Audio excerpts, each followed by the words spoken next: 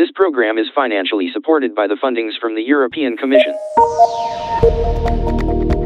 You are listening to the EBU Access Cast, the first official podcast from European Blind Union about assistive technology for blind and partially sighted people.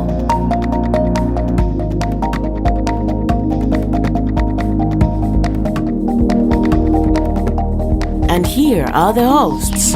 Welcome to the latest EBU Access Cast, where we will bring you the latest happenings in assistive technology that affect people with visual impairments here in Europe. And there is plenty to report this month. We have plenty of news and a demo. But first of all, let us introduce ourselves. My name is Paweł Masarczyk and I'm your host for this month. And with me, I have my guests. I have Tania Kleut from Luxembourg. Hello, Tania. Hi. I have Mario Percinic, also from Luxembourg. Hello, Mario. Hello there. And we have Bart Simons from Belgium. Hi, Bart. Hello, everyone. Yeah, so indeed, a lot has happened despite the high temperatures all over Europe. July was quite a productive month, but maybe you also have been productive. Any new gadgets? Anything you have gotten this month? Anything new in technology?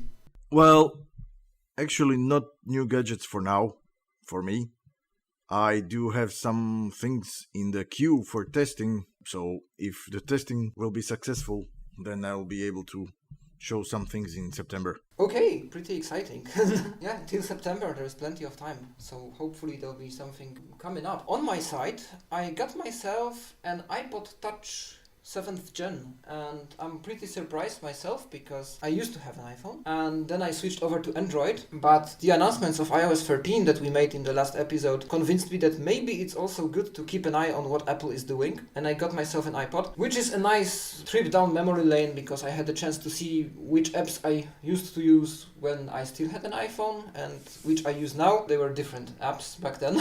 So it's interesting how these patterns of usage change, and so far so good. I quite like the transition, or rather the completion of my equipment with an iPod. I'm quite disappointed, but that was to be expected. There is no Touch ID, so therefore there is no Apple Pay, and there is no 3D Touch, so not all of the features are available, but I'm back in touch with people who have FaceTime and iMessage, so that's definitely a plus. And I can use all the apps that are available on iOS, but are not on Android. So I'm happy about the purchase. I just wish I had a bit more time to experiment with iPods and things, but I guess that will have to wait a bit as well. But anyway, I'm back in the Apple land.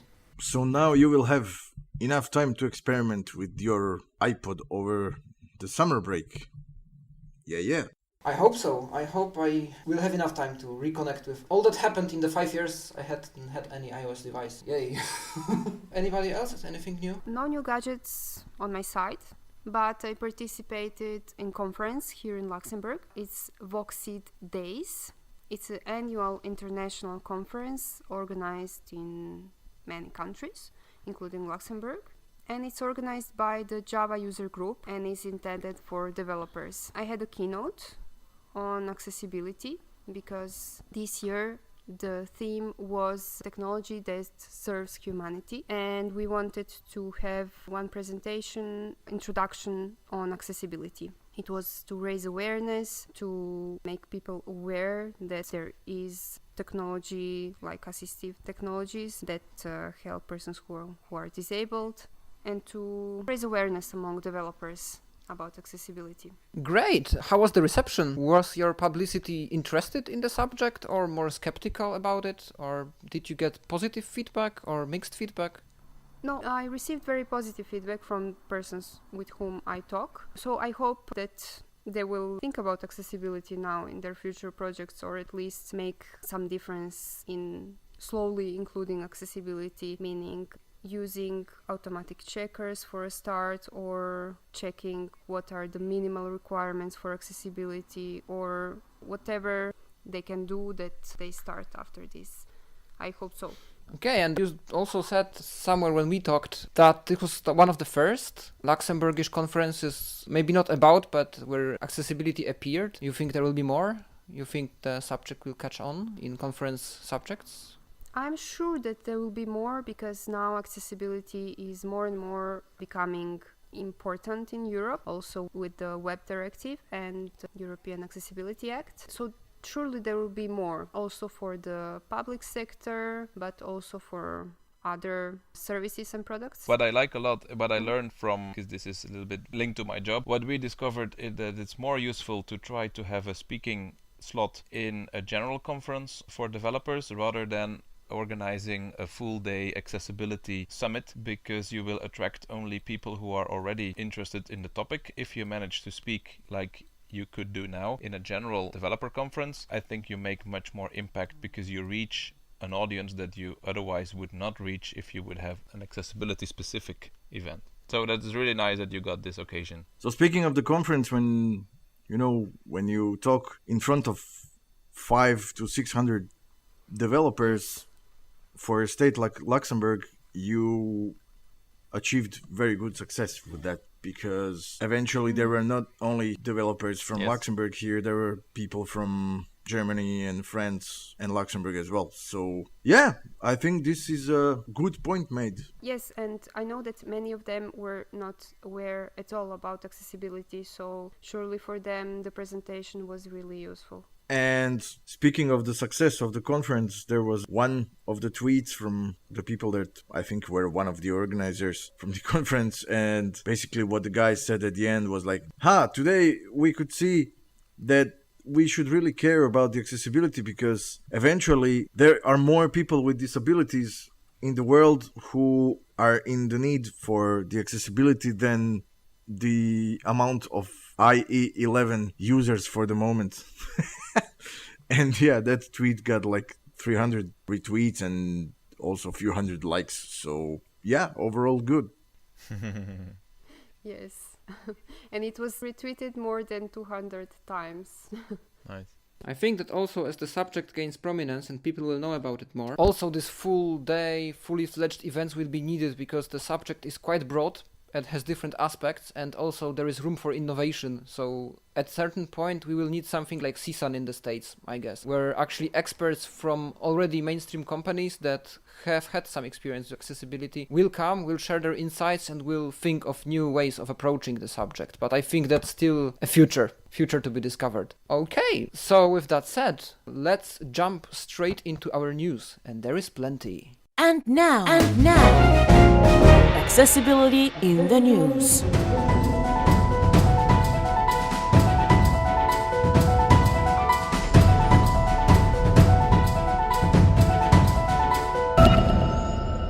So the first news comes from Be My Eyes, who were already featured in this podcast a couple of times, a Danish company. They have had 2 announcements this month. Quite important ones, because finally their dedicated network of support staff is reaching global coverage also in Europe. And the first 2 companies that we have is Google, who we already knew they had, but it was only available in select countries. And now we can contact Google also, only in English for now, and in the times that are the working hours of the United States, of certain states. I think it's between 5 p.m. and 2 a.m., 2 in the morning. I think you played with it, Bart. Did you try to contact an agent already? I didn't try to contact Google yet, but I plan to do so. I think it's really a nice announcement that through Be My Eyes we can now not just reach a volunteer, but also dedicated accessibility people inside Google. I'm especially interested if they know the problems that we are facing here in Europe, that the keystrokes are not always the same, that we don't, so we can contact them in English, but our computers are not in English. I'm curious how well trained they are in this topic as well, so I look forward to contacting them one day if I'm again before CAPTCHA, or Google owns now so many things, so there are plenty of topics we can contact them with, I think.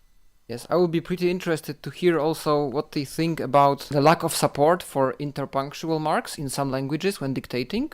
I know that a lot of languages have got it already, but for instance Polish still hasn't got it. So when we say comma in the middle of something we dictate, we still have the word comma inserted as it's written. So Really? Yes, sadly it's still the case. So I think and I hope it will be solved soon, because I heard that even our neighboring countries like Czech Republic have it solved, but we still don't. And we have the Google Assistant, they don't, so it's quite an interesting development there. I think this accessibility help desk is feeding back to the teams, so I think they keep bug tracking if more people are reporting the same problems. I guess they have a line with the developers, so I would really encourage you to contact them with this topic. I will. And the second announcement from Be My Eyes is for our female listeners. Clearline has announced also their support line on Be My Eyes, whereas they assist with the reading of the pregnancy test results, which I think is quite important because one of the key arguments against Be My Eyes with many people was that you connect to a random volunteer, and with some private matters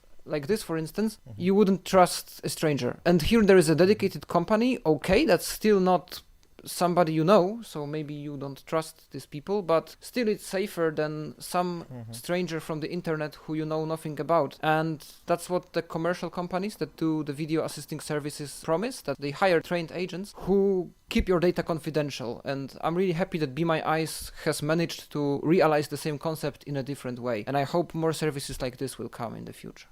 So regarding Be My Eyes, what's really cool in the app is the feature that you can see which of the services is open or closed. For example, since Microsoft is working 24/7, when you scroll between the possibilities which we can get to call for a special support, they will tell you that Microsoft is opened, and when you go on Google and it's like 2 a.m. in the midnight and you need help, well, obviously, maybe at that time you will be able to find someone because you will use the US time. But when it's closed, it will tell you that it's closed. So no worries about that. Yes, that's great that they say it. It's important to know what's going on. But that's not the end from Google. There is still more. And indeed, Chrome has received a new update. The version 75 was released with plenty of accessibility improvements, but the most important one, it's been known for a while now, I think since season in March, but now it's official, it's no longer beta, and it's rolling out to users across the world. It's the AI-generated automatic descriptions for images, and it works. I'm still a strong believer in Firefox, although I'm slowly being convinced about the advantages of Chrome, but I heard from people who tested it, and apparently the descriptions are not so bad. It's like full sentence contextual description with some details even, so it's not just a random enumerating of objects. So I'm really happy this came along finally. Has any one of you had experience with this so far? Yes, because I've used also the extension that we presented in February, the Auto Alt Text in Chrome, and it works in the same way. You can access the alt text through the context menu, and then you get the description. This works in the same way. You access the description from the context menu, and it's quite precise most of the time. I'm happy to hear that the results are good. I don't know if you heard in the last few days, at a certain point at Facebook, their server where the photos and images were stored was down, and so people on Facebook, look, everybody was not seeing the pictures, but they were seeing the artificially intelligently generated descriptions. So people were wondering, what is this all about? May contain flower, may contain text. So everybody was seeing this, and people were quite complaining that it is not the same as an image. So I'm happy to hear that this seems to be a better description than Facebook does. Well, for the quality, we would need to check with somebody who is sighted, but at least you get an idea what the image contains. Maybe it is not always accurate, but you have a sort of idea.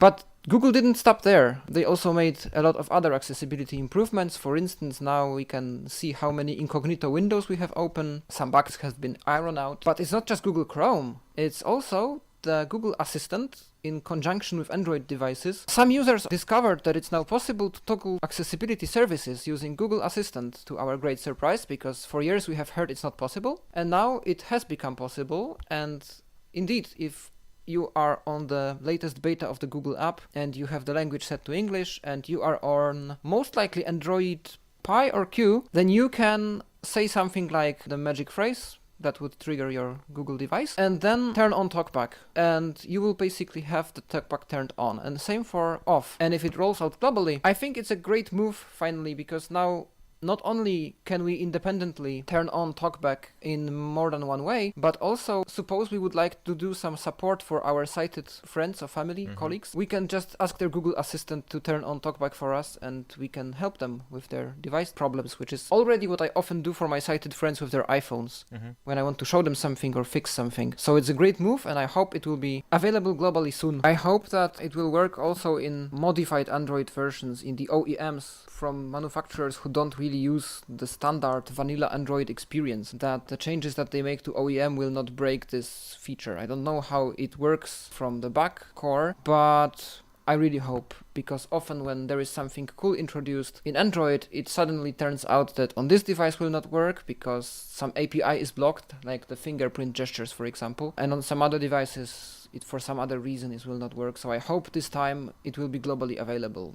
Also, like the accessibility shortcut is not always there, so I hope this one will work for sure. That's great, because on iOS we had this feature with Siri for a long time, and it's really useful in the moment that when VoiceOver stops speaking to turn it off and on, and then to restart it.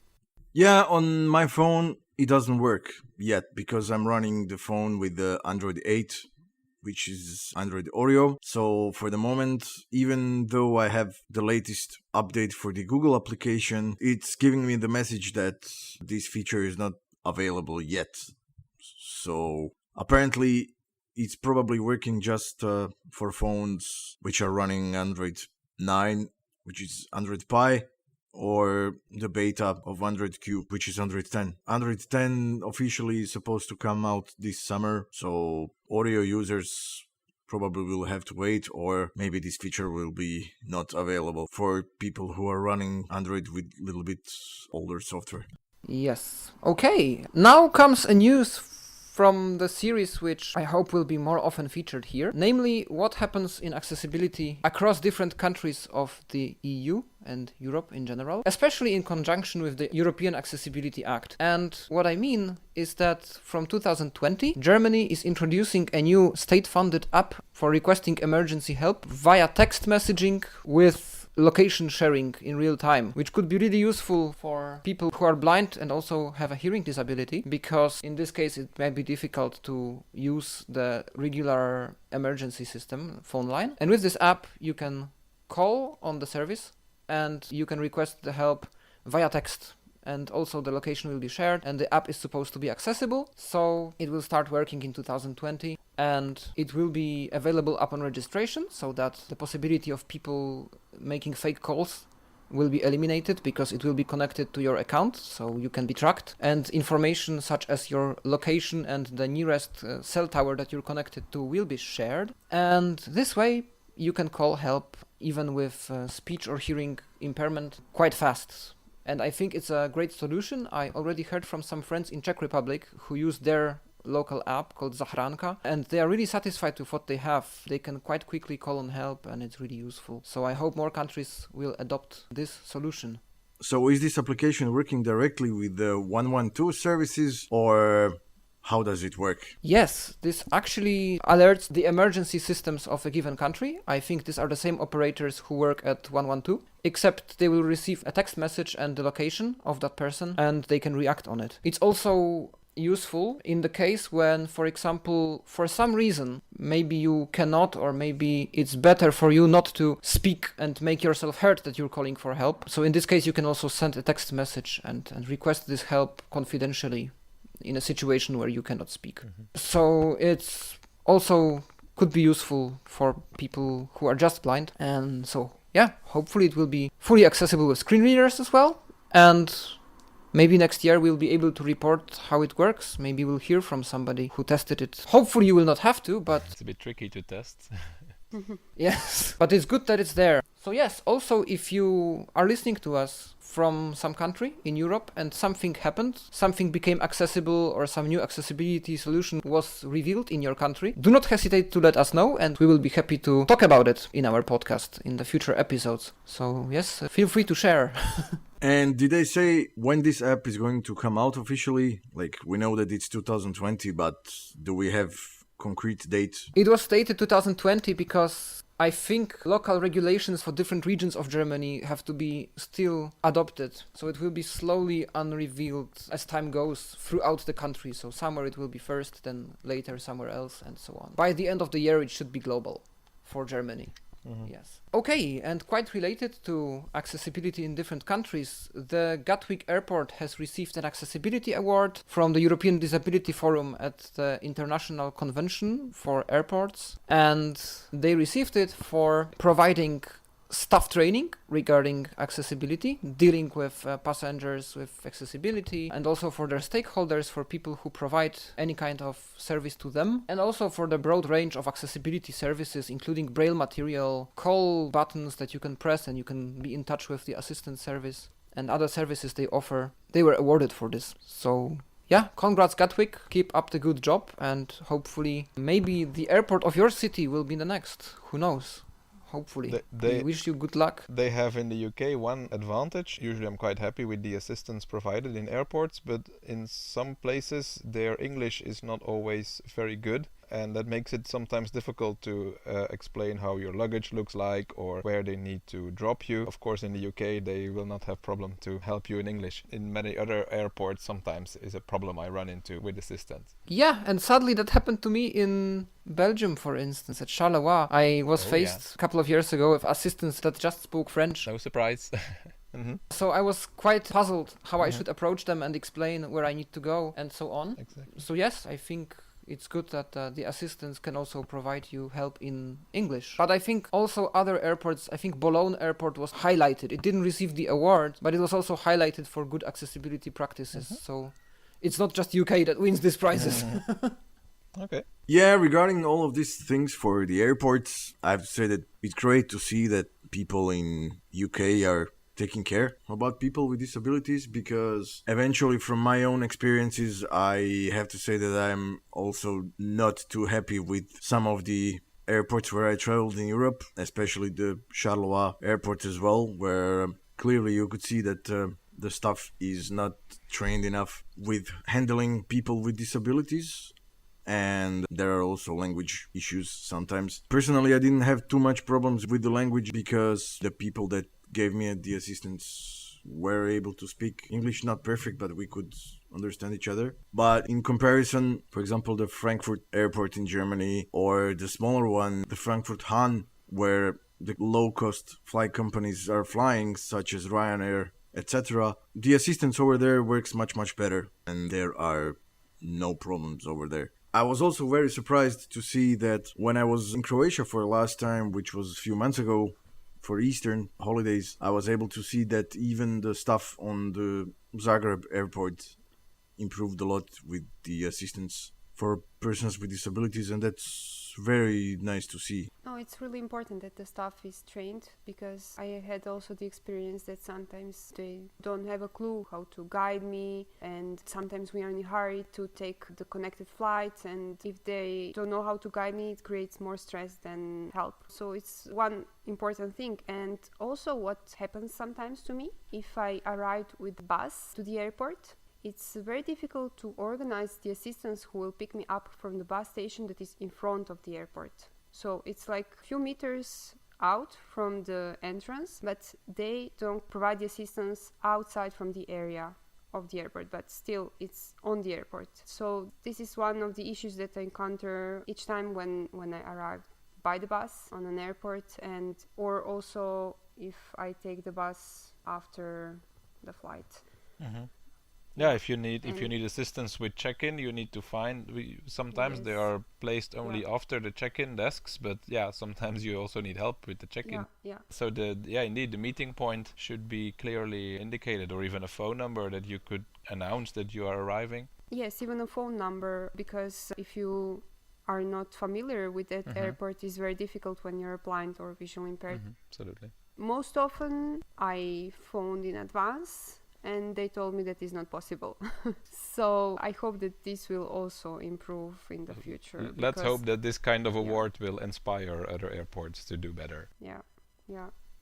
This is also interesting how it's organized in Germany, because I just heard a story from a friend last weekend who came to visit me, that in Hamburg there is a service organized by the Red Cross, and this is a thing in Germany, that airports and train stations, apart from their dedicated staff of the airport and of the train station provided by the railway to assist passengers, has an additional service of volunteers who are there to help you and do a bit more than the railway or airport is authorized to. So, for instance, if you book last minute your assistance because you have to travel suddenly, or if you need somebody to pick you up from a greater distance than the proper assistance is allowed to take you from, you can call them on the private line and they are happy to help, which helped me a lot of times already. Excellent. But he had this experience recently that even upon calling, this assistant wouldn't come. They didn't register that he was requesting it, and he had to call again and again and again, and I think he has been waiting there for an hour, and then finally somebody came after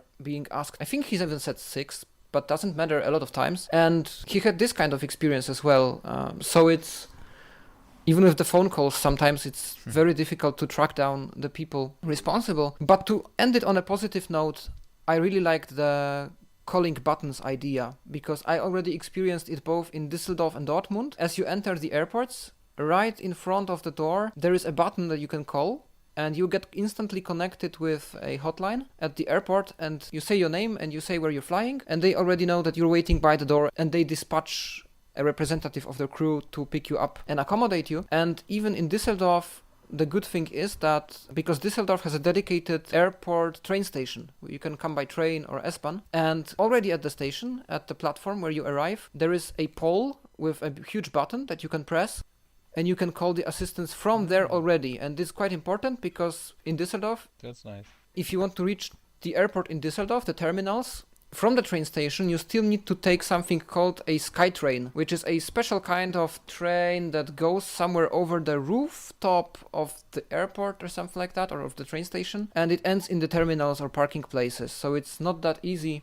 Maybe if you have had good orientation training, it's easy. But especially if you're a tourist and you just came, it's not that straightforward where you have to go and what you have to look for. So these people you can call on them from this item there, from this standing pole, and they will come and collect you, which is totally great. So I really hope more airports will adopt this technique, because it's really great. Who knows, maybe in the future we will have apps on the mobile phone to do this with like location tracking and everything. So yeah, the future is ahead. Hopefully. And speaking of apps, Apple is also up to some good. Indeed, they have patented or applied for a patent for touch-based map exploration GPS system, which means that we don't know what it means. We can only infer what it means from the patent description, but the guess would be that they will introduce a method to explore maps independently, even on the basis of a calculated route. So let's say we want to go from our house to the newly opened restaurant. We calculate the route, and we can touch on the screen and explore how the lanes follow, how the streets follow, what is on our way, and we can in this way imagine how we would go from one place to another, and how do we reach our destination in more imaginable way than just spoken instructions: go left, go right, go straight, and so on. So I cannot fully imagine yet how this could work in practice, because I think already we can, in a way, touch the maps with Apple, and we can see how the streets are laid out. There is already some possibility like that. But I think now it will be more contextual, and it will be more oriented on getting you from point A to point B, and getting you the general idea of your surroundings. And also there is some plan to improve the representation of the tridimensionality, if that's even a word, of the world around you. So you can imagine what obstacles you might encounter, or how this is all related to each other, how you can imagine yourself inside this map picture. I don't know, do you have any guesses how this might actually work, or how they could actually solve this? I don't have the idea how it works, because apparently this was just the patent that came out. But I would guess that, it would be good for situations where, for example, you would get lost in certain parts of the city, or in the city which you don't know very well. So you might be able to explore virtually what's around you on the screen. And if you're able to do that, then it would give you a better mental map of the surrounding area, and that's cool. Yes. Okay. Hopefully that will be a revolution in the way that finally a producer of maps that are available to the mainstream public will tackle the challenge of making those also accessible for the blind. I personally am looking really forward to it, especially now I have a difficult time choosing the right GPS solution for me, because my favorite app, which was Dotwalker, is no longer developed. At least there have been no updates for some time, and a lot of features stopped working. So I know there are alternatives, but I have always difficult time getting used to new GPS apps, because they represent information in many ways, and you have to take some time to familiarize yourself with what's in front of you. So I really hope that a big company that is in the business for some time now will improve the accessibility and introduce some good practices for others to follow. So I'm quite curious what's gonna come next. Let's see. Hopefully this will be one of the patents that actually see the light, because often these companies introduce new patents or apply for the patents, and then for years and years nothing comes out of it. So maybe we will have to wait a bit still, but at least the will to do it is there. So we now have to wait and see. So keeping fingers crossed for Apple. I remember that we had like one app 5-6 years ago on the Android platform that was available to do that. I don't remember what was the name of that. Was it the Nearby Explorer app? Yes, Nearby Explorer, but that was the American one. I think we in Europe got only this limited version where you could look around, sort of, because the full version, from the version that American blind users can use, included some offline maps that covered North America. But yes. On iOS there was a trial with an app called Ariadne. They had this feature, although I didn't find it very easy, but you could drag your finger along your touchscreen and it would say what street you were on, but as you have no idea how the street is going, it was very hard to follow a street and find an intersection. But they had an attempt to let you explore the map, but the phone at that moment was quite small, so I think this would be better on a tablet or on a more recent phone, which is a bit bigger screen real estate. I'm also hoping that Google will also put up the ante and include some accessibility for their map views inside apps, because more and more apps rely on map views. And for instance, Flixbus has this feature where you can track where the bus currently is. So if you're picking somebody up, you can have a look where the bus is and if it's far from the station or not. Or even Google Maps has this feature where you can follow your friends if they let you. So it would be nice if we could read, at least in a basic form, the contents of these maps, at least to see the central point, like the nearest point to where the person is located or something, because more and more generic apps actually use map views and we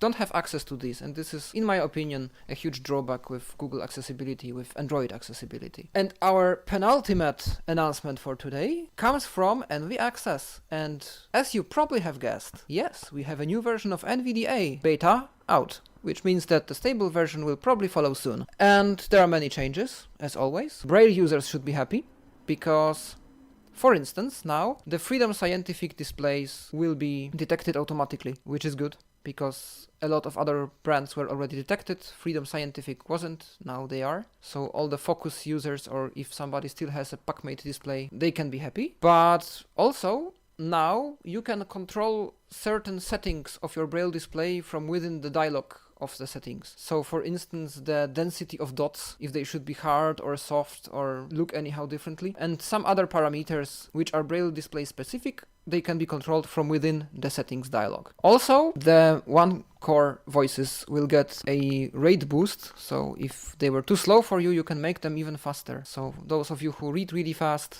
will be happy, and who can understand them at that. Me.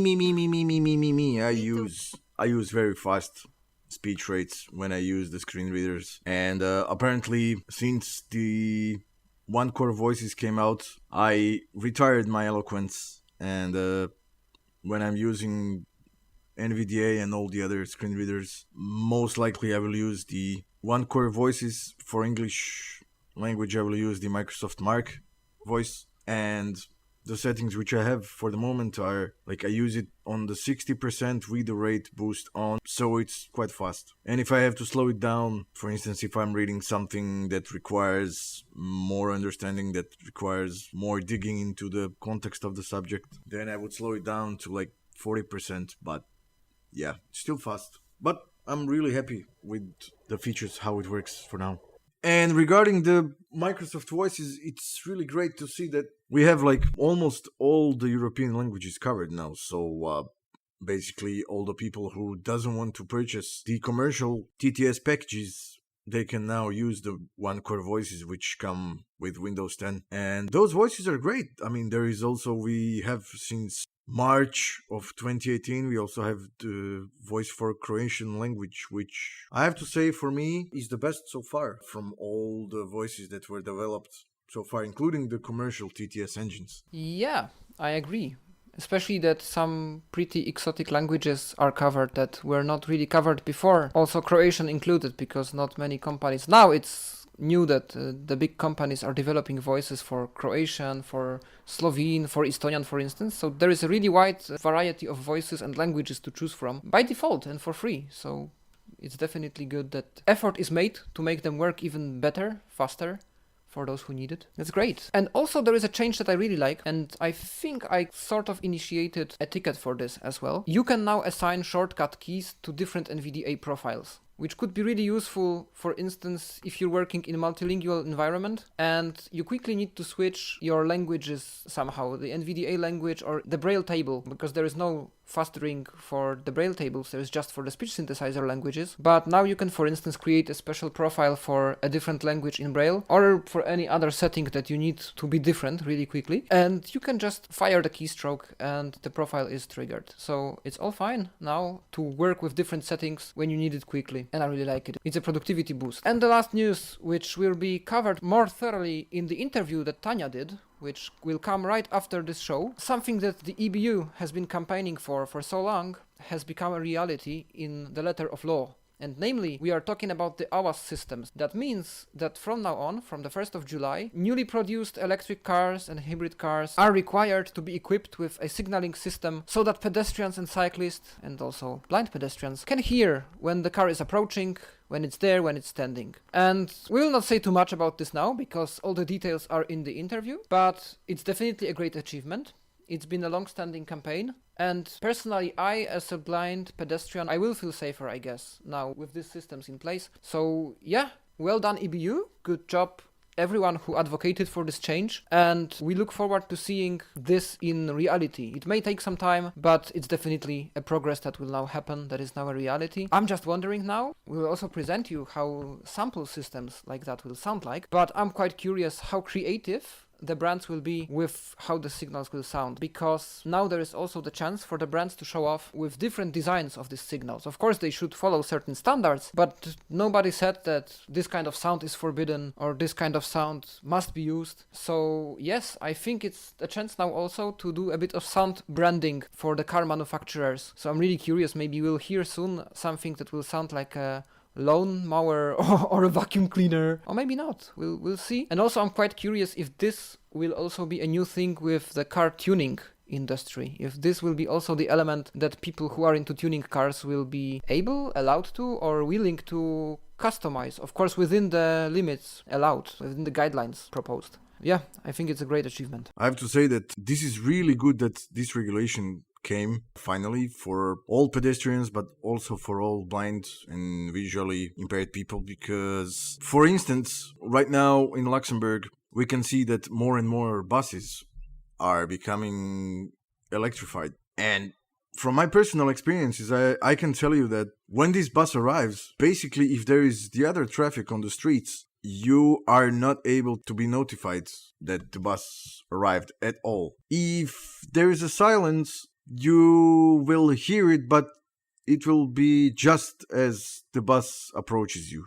It's really, really quiet. So, yeah, I'm really hoping that the AWAS will work how it's supposed to be working, and that in the future we will see much more car manufacturers and bus manufacturers and basically all the vehicle manufacturers implementing the AWAS system properly in our car, because that will improve our safety for sure. Yes, indeed. I didn't see that much in Poland yet. I mean, we are purchasing some electric buses in bigger cities, but I was visiting Rome last year and we had an electric taxi approaching us. And Rome, as you can imagine, is quite a crowded city, especially in the historic center where the Colosseum is and all the other important sites. And my mother told me, actually, Pavel, there was a taxi approaching. Did you hear it? I was like, not really. Thanks for telling me. She was like, how are you gonna survive when this becomes a standard? And I said, there is this campaign and hopefully this will be a standard as well, that the cars will emit some kind of sound to let me know that they're there. But for the time being, it's not a reality. So yeah, I don't know. I'll just have to have luck, I guess. Yeah, so that's it when it comes to the news. We'll leave you now with Tanya, who first of all will present the interview with Jessica from the DBSV, the German Association for the Blind, who will tell us more about the outcome of the campaign and what awaits us in the near future. And then also Tanya will deliver a presentation on the Voice OCR app, which is an iOS app for scanning text that has been around for some time, but recently received a significant update. So Tanya will tell us more about this in the demo, and you will also have a chance to hear how the app sounds like, how it detects the text, how it works, and if it's something that you would be considering to purchase. We'll also leave you with 2 examples of how AWAS sounds like on a Jaguar car and a Nissan car, so that you can have an idea how far the companies that already decided to implement AWAS will go with the sound, what kind of sound you will expect in the near future. So now let us hear how the AWAS systems will sound like on a Jaguar I-Pace and Nissan Canto.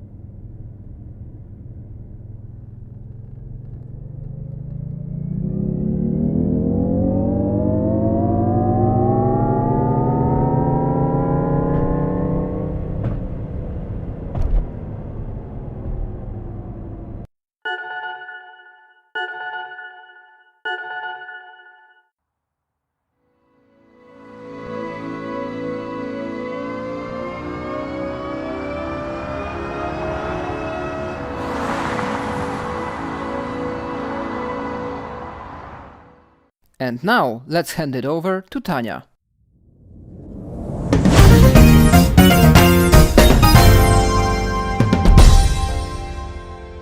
The electric vehicles and hybrid electric vehicles are silent or almost silent at low speeds. With the new European legislation, all electric cars in Europe must be equipped with a sound emitting system. We have with us Jessica Schröder from the DBSV, German Federation of the Blind and Partially Sighted, and also leader of the Silent Car campaign of the European Blind Union. Hello, Jessica. Hello. Thanks for accepting our invitation for the interview. Can you explain us what is the AVAS, or Acoustic Vehicle Alerting System? AVAS is an abbreviation, and the Acoustic Vehicle Alerting System is the long term, and it is a device which emits an artificial sound, and this device is attached to an electric car, either a pure electric car or a car which is partly running with an electric engine or with an electric and a hybrid engine, so an electric hybrid car.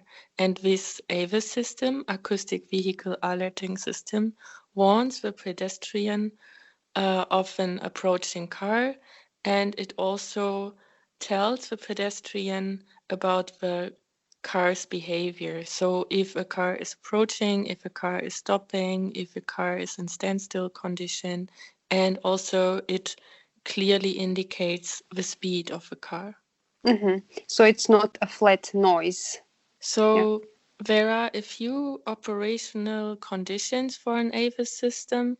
which were defined by law. So there have been proposed a range of legal requirements in two different settings of laws.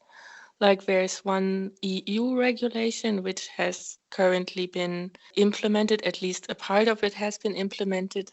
The EU regulation, it's called Regulation on the Sound Level of Most Motor Vehicles. It's EU Regulation 540, and it was adopted in 2014 and entered into force in 2015, but usually I have to be a bit longer on this. Usually it's a regulation which was or is meant to reduce the sound level of combustion engine vehicles in general. So it should make the traffic noise a bit lower on European streets, because scientists have found out that noise is harmful to the health of people and causes a lot of diseases like vascular diseases, blood pressure, and so on. At the same time, it was also recognized that the sound level of the sound level of electric and electric hybrid vehicles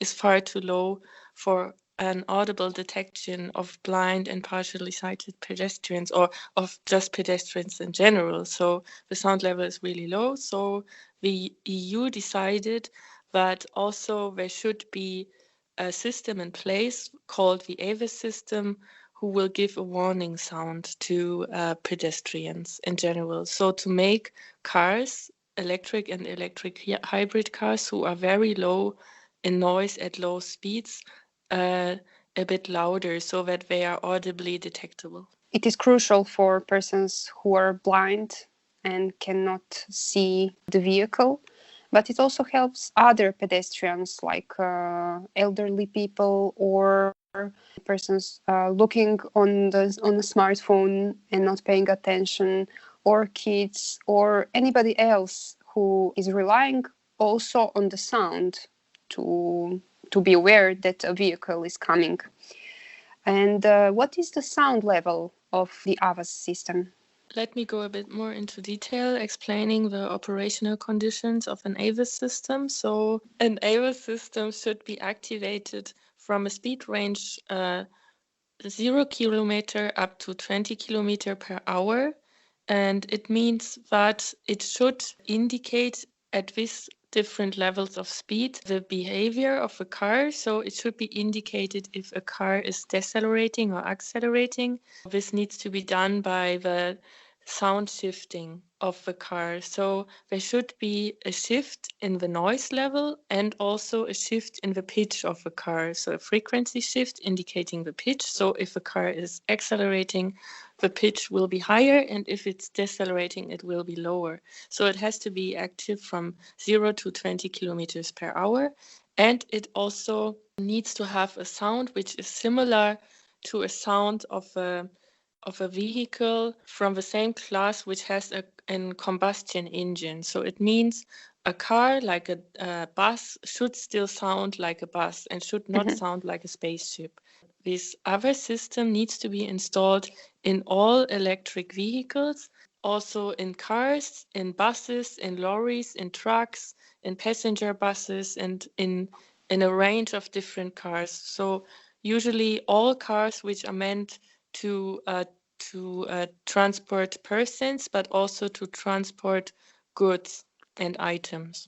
And the sound level of this AVAS system is 56 dBA is the minimum value, like the minimum sound level value, and the maximum value is 75 dBA. And the minimum level sound level needs to be applied at 20 kilometers per hour. So if a car drives with 20 kilometers per hour, it needs to have an overall sound level of 56 dB, and it can have an overall sound level of 75 dB. So 56 dB is not really pretty loud. It's equivalent to the sound of a rain shower or the sound of a fridge. So it's not really that great, because this regulation is meant to make the streets less noisy. But The problem is with that in Norway, a study has been conducted with blind and partially sighted people, and also with people who are fully sighted and who had their eyes covered. And the study showed very clearly that the 56 dBA level is still not loud enough, especially when you have a background noise of 65 dBA, which is quite common in urban traffic situations. The people couldn't really detect the car at 20 kilometer per hour with just a 56 dBA sound limit. So therefore, this study suggested that the sound level should be raised, the minimum level at least until 61 dBA. And this is also a requirement that EBU has put on the table. But it was not very easy in the negotiations in the past for this regulation or two regulations to really convince all parties involved, because the aim of this whole thing is to make streets less noisy, and people are very much concerned about environmental protection. We had to find a balance between environmental protection and between safety. Therefore, they said, okay, the minimum level should be 56 dB, but the maximum can be 75 dBA. And we are trying to encourage the car industry to equip their cars with a higher noise level, not 56 dB, but it's not that an easy task. Yeah, it's quite difficult.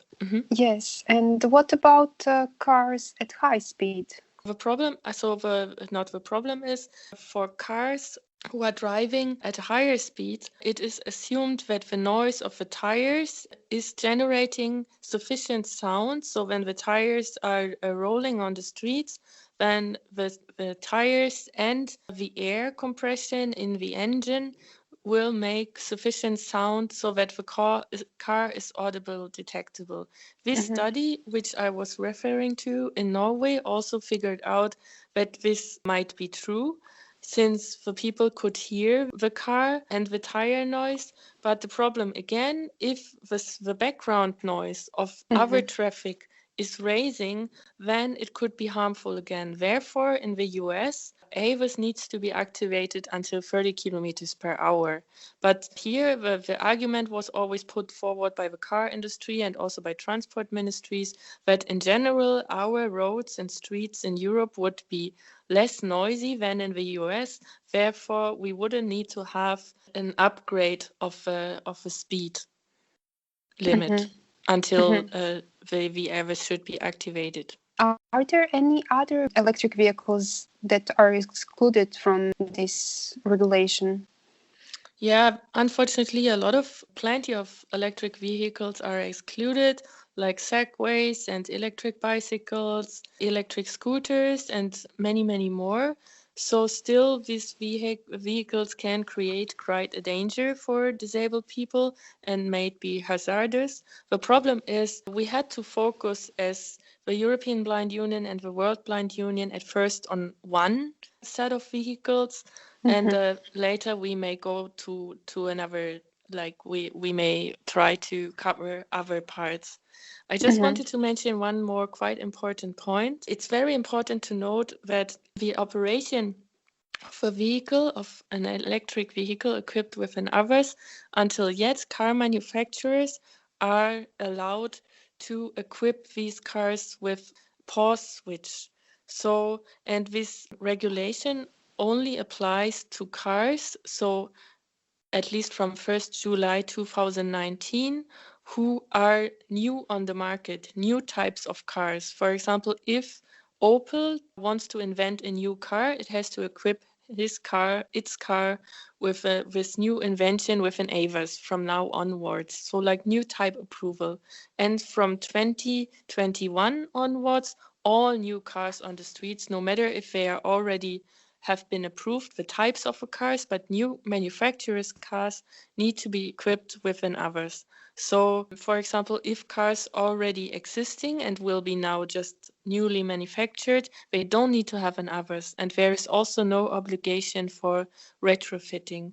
But from until yet, cars who have to be equipped with an AVAS can have a pause switch But from 2021 onwards, with new type approvals are not allowed to have a pause switch anymore. So at least there is a good or a positive prospect for us that the latest from 2021 onwards, new type approvals cannot be suspended anymore. And from 2023 onwards, no new car on the street, electric or electric hybrid vehicle, can be deactivated.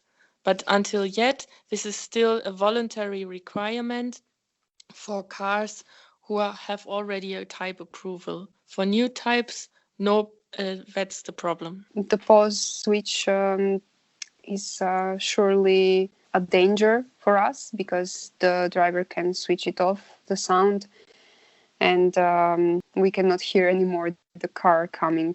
We have advocated quite long for this requirement to build in a pause switch. The thing is that this requirement was adopted in 2017 in June in a new amendment of the EU regulation and also in another type of regulation where the car industry tends to orient itself. But the problem is, since a lot of bureaucracy was going on and a lot of cars now have already, at least new types, have been approved, because the process of car approval takes quite a while. This pause switch prohibition couldn't apply at an earlier stage. At least it will come, and that's a good sign. We were also arguing for lower transition period of a pause switch, but unfortunately this didn't work out due to bureaucratic reasons. Yes, and now this transitional period is problematic for persons who are blind, because now we can expect still many electric vehicles without AVAS. Are there any other improvements or amendments that would need to be added to the current regulation that are important for persons who are visually impaired? Yeah, so the good sign is that the Commission, the European Commission, who was initiating this regulation, needs to carry out an impact assessment in 2021. So also to check if AVAS regulation are compliant and if they are sufficient to suit the needs of vulnerable road users, not only, as you said, blind persons, also children and elderly, and basically everyone. And on this regard, we can try to also appeal to them to conduct really in-depth studies. And therefore, or in this regard, we can also try to enforce new amendments. For example, our desire is that all cars which are already on the streets, which are not equipped with an AVAS, have to be retrofitted with an AVAS system. And also we would like to have a stationary sound, not just can have stationary sound, because now they can already put a stationary sound onto an electric car, but it's not a must. We want to have it as a binding clause. And thirdly, we would like to raise up the speed limit, because in many residential areas, the speed limit is up to 30 kilometers. It's like a benchmark, especially at lower speeds. Electric cars present a real hazard for all road users. Therefore, we would like to raise the speed limit. So Yes. it could happen that in the future, I don't know if really in the near future, but in the future, there might be some amendments of a regulation, and we will strongly advocate for these amendments to make the streets safer for all road users. I was wondering, what about other technical solutions that improve road safety, like the automatic emergency braking systems? In one of the two regulations which define the requirements for an AVAS system, there is also a paragraph mentioning that also other safety systems should be put in place at a later stage to either replace an AVAS or to complement an AVAS. So the car industry wants, of course, to focus more on active safety systems like detection of pedestrians or braking systems or what else is on the market. I'm not very knowledgeable about this, to enable the car by itself to stop if a passenger or if a pedestrian comes in reach. We of course welcome this, but on the other hand, we always believe enablers should be there at the first place and can be complemented by other safety systems. But we never want to rely just on an active safety system, because we can never say how reliable it might be. And everyone who walks independently on the streets rather wants to rely on his own hearing sense to detect if he's able to cross a street safely or not. Yeah. Yes, and there are some examples where the sound is really needed, like roundabouts. Yes. You have to listen the traffic to know in which direction you have to cross the street, or if a car is coming. And if we rely only on this system, then most probably we can create accidents. Yes, of course. And it was also a lot of studies have shown that especially in residential areas or in parking lots where cars are traveling at low speeds, the risk of being injured is much higher than in really dense urban loud traffic situations, because since due to the inaudibility of the car, the cars can't be heard. And a study conducted by the National Traffic Highway Administration of the USA also revealed that pedestrians are much more likely to be involved in an accident with a car or a bicycle, like bicyclists with a car, at 36 and 56%. So 36 for pedestrians involved with a car and 56 for cyclists involved in a car accident. Yeah. So due to the inaudibility of the car. Yeah. And it's much more than accidents are occurring on the streets with combustion engine vehicles. And is there anything that you would like to add? Yeah, I just want to say, be assured that the European Blind Union and the World Blind Union were always very ambitious in getting the most out of the requirements. So to really make the streets safer and to really have an adequate noise level. But the problem is often that politics are often is often a very wide and negotiable field. So we always have to try to find a compromise between different interests, like between environmental issues and between safety issues. And we believe that the installation of enablers is already a major achievement, also the prohibition of a pause switch in the future. But we also knew that there is always room for improvement, and we will work hard for this and to make enablers even better, even more audible, but still to take into consideration the needs of environmental needs. Yes. Okay. Thank you very much. And with that said, we would slowly say goodbye to you. August is a holiday season for us, so we hear us next time in September. And we hope you enjoyed this episode. If you have anything that you would like to tell us about, any accessibility discovery, a demo, an interview, anything that you would like to share with us, feel free to reach out via email or via our Twitter at EBU Access Cast, spelled as one word together. And this will become also a contribution for the next episode, so keep them coming. Thank you for being with us today, and hopefully hear you again in the next episode of EBU Access Cast. Bye! Bye-bye! Bye. Enjoy your holiday. Bye. Demo time. Time for a demonstration.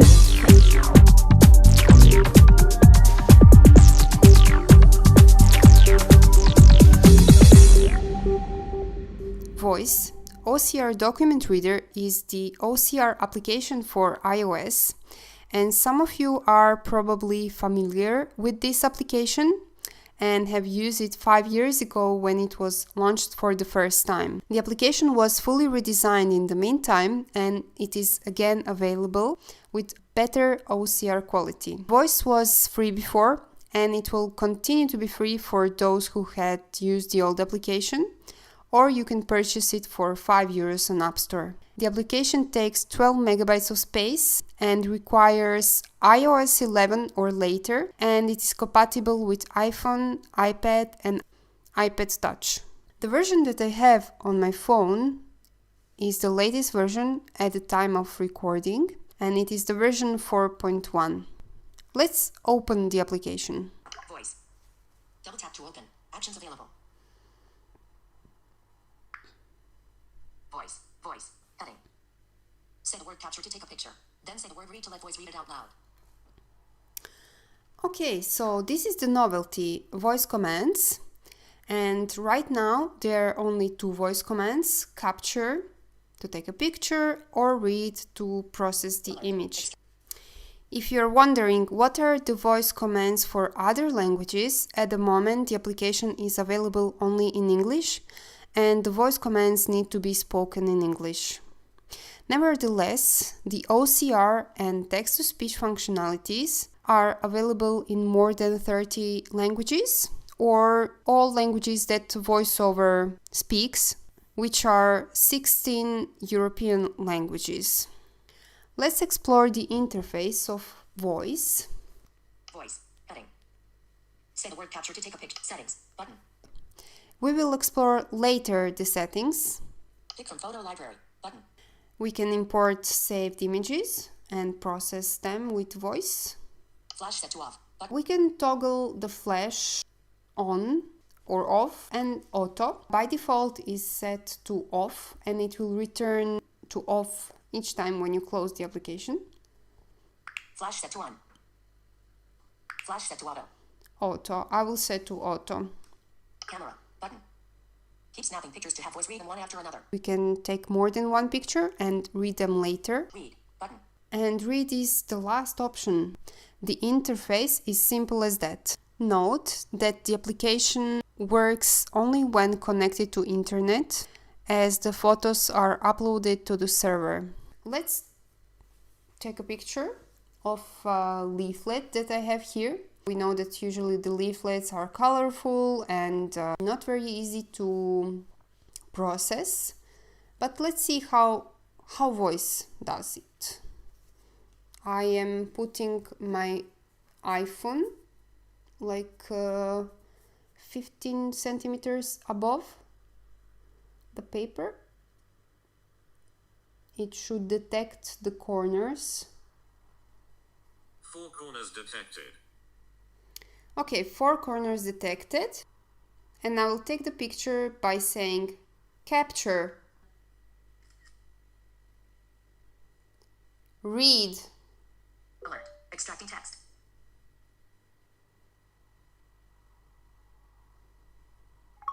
Reading page 1. Heading. Pause. Button. Rally Saturday, the 27th of July 2019, about the festival opening concert. 26th of July from 8:30 p.m. until 10 p.m. by the Greyhounds Washboard Band. D. Festival Blues and Jazz Rally 2019 in Luxembourg City celebrates its 25th anniversary. The Blues and Jazz Rally is a very popular music marathon, which takes place every summer in the capital of Luxembourg. The festival is organized by the Luxembourg City Tourist Office in cooperation with the City of Luxembourg and the Blues Club Luxembourg. It is one of the best known and largely visited open-air events in the Luxembourgish capital. The internationally recognized festival attracts thousands of music enthusiasts into the old town of Luxembourg and offers a great atmosphere throughout the picturesque streets of Pfeffenthal, Clausen and Grau. Okay, I will Traffic will stop. be Pause.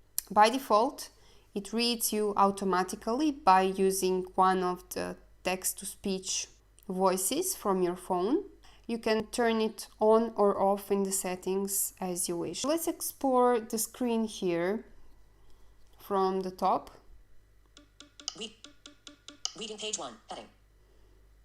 BLUES and Jazz Rally Saturday, 27.07.2019, about the festival opening concert. 26th of July from 8:30 p.m. Page 1 load. I can read the same text with VoiceOver. Play button.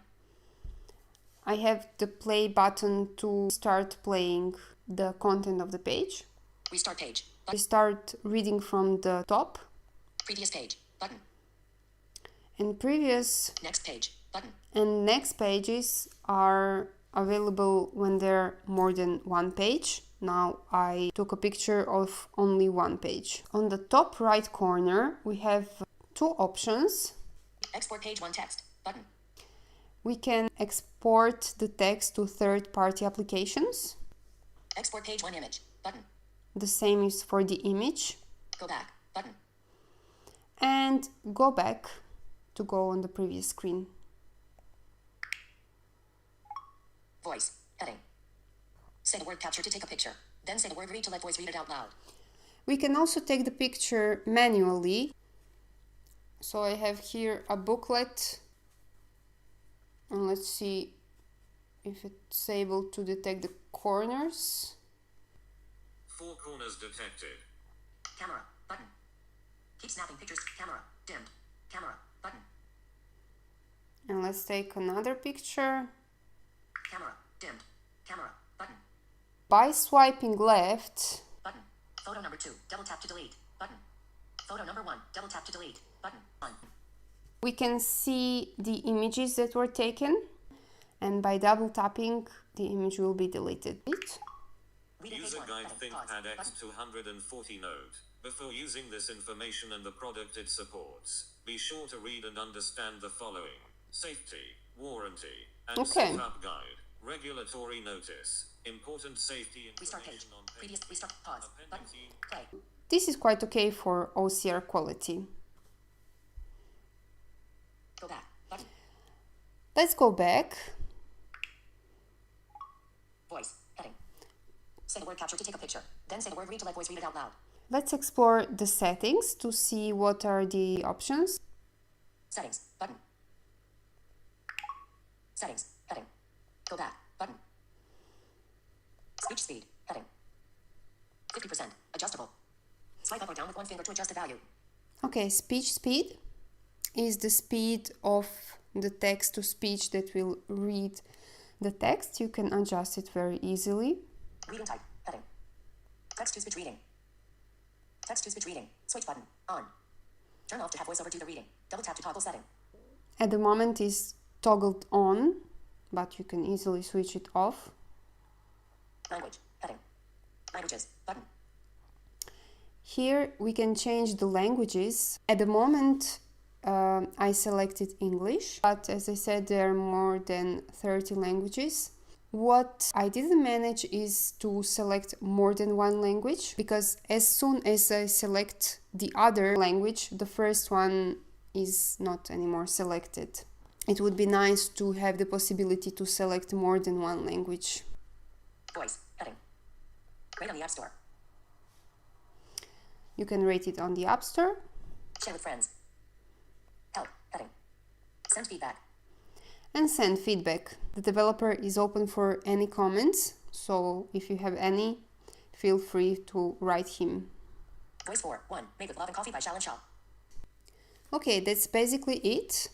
The application is very simple and intuitive, and if your language is covered by VoiceOver, then Voice will also support it. The quality of the processed text on my photos was very good. And if you like the demo, you can find it on App Store. Thank you for listening. This has been EBU Access Cast.